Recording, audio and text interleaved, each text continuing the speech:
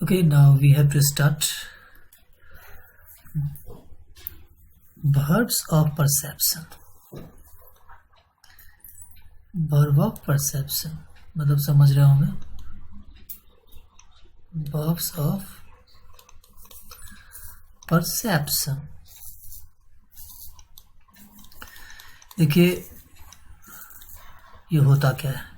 तो सबसे पहले आप समझिए इस प्रकार से, वह वर्ब जो हमारे पांचों ज्ञानेंद्रियों से किया जाए या माइंड से किया जाने वाला कार्य वर्ब ऑफ परसेप्शन कहलाता है. हम इसको इस प्रकार से भी समझ सकते हैं, जो कुछ वर्ब ऐसे होते हैं जो हमारे जो फिजिकल वर्क करके नहीं किया जाता है, बल्कि मेंटल तरीके से किया जाता है. और उसमें से कुछ हम आपको महत्वपूर्ण वर्ब बता रहे हैं, जैसे कि देखिए सी, हियर, स्मेल,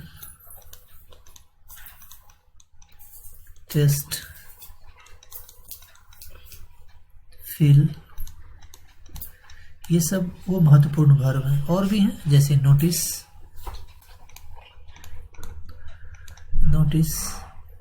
ऑब्जर्व,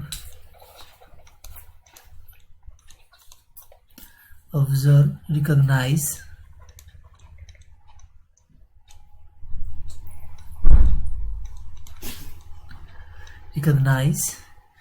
ये सब वो वर्ब है जिसे वर्ब ऑफ परसेप्शन कहा जाता है.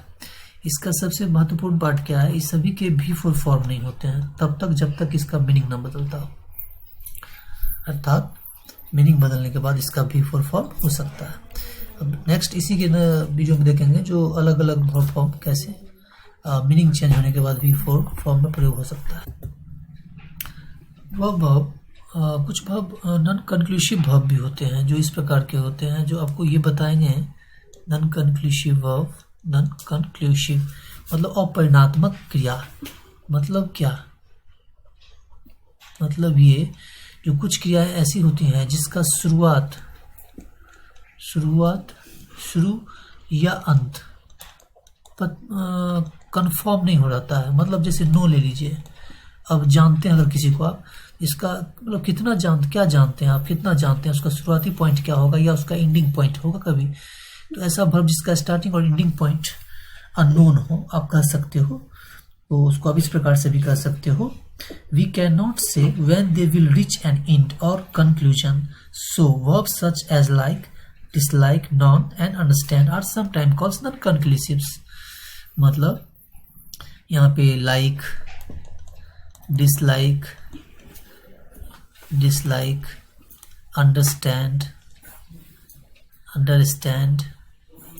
ये सब वो वर्ब हैं जो नॉन कंक्लूसिव हैं. और बिल्कुल non conclusive verb is equal to just like verb of perception. मतलब बिल्कुल जैसे सी का भी फॉर्म मीनिंग बदलने के बाद होता था वैसे नहीं होता है. इसी प्रकार से नॉन कंक्लूसिव का भी फॉर्म नहीं होगा. अब देखिए नॉन कंक्लूसिव को भी आप 3 चरण में बांट सकते हैं.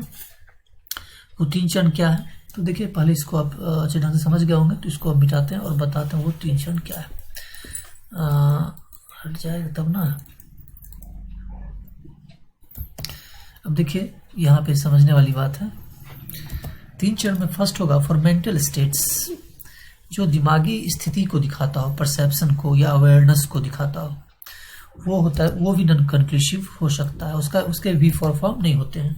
सिर्फ कुछ स्थिति में कुछ ही वर्ब ऐसे जिस स्थिति में उसके मीनिंग को बदलने के बाद आप कह सकते हैं जो हो सकता है. तो चलिए देखते हैं वो क्या है. तो जैसे कि फर्स्ट मैंने जो टाइप का है इसका क्या कहा, फॉर मेंटल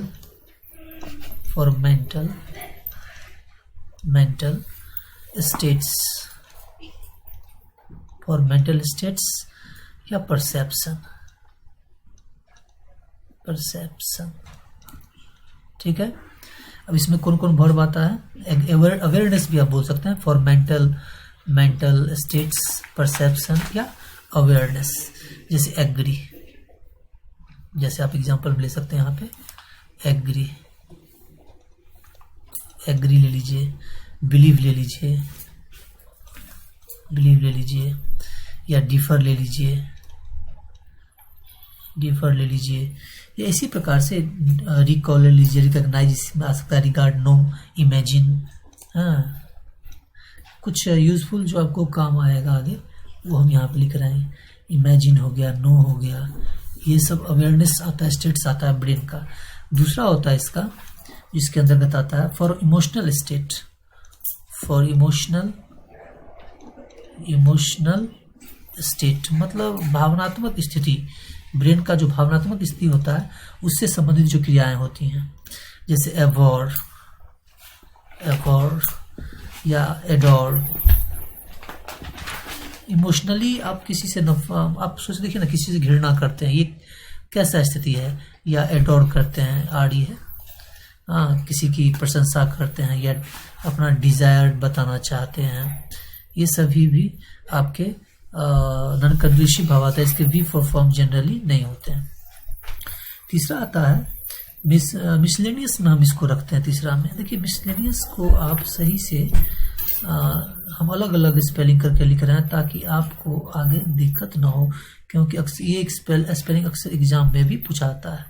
देखिए यहाँ पे मिस सेल एनी अस, इसको याद कर लीजिएगा स्पेलिंग को। फिलहाल इसमें आता है कौन कौन, इसमें आता है बिलोंग, BELONG, इसके बाद एपियर, APPEAR, और खास करके एपियर का मतलब जब सिम होगा तब, और क्योंकि सिम का भी फुल फॉर्म नहीं होता है।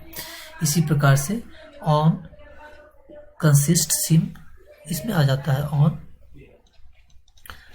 सिम, SWM सिम, हाँ, ये सब आ जाता है, इसके भी फुल फॉर्म नहीं होते हैं। फिलहाल चलिए इतना ही, नेक्स्ट वीडियो में देखिए।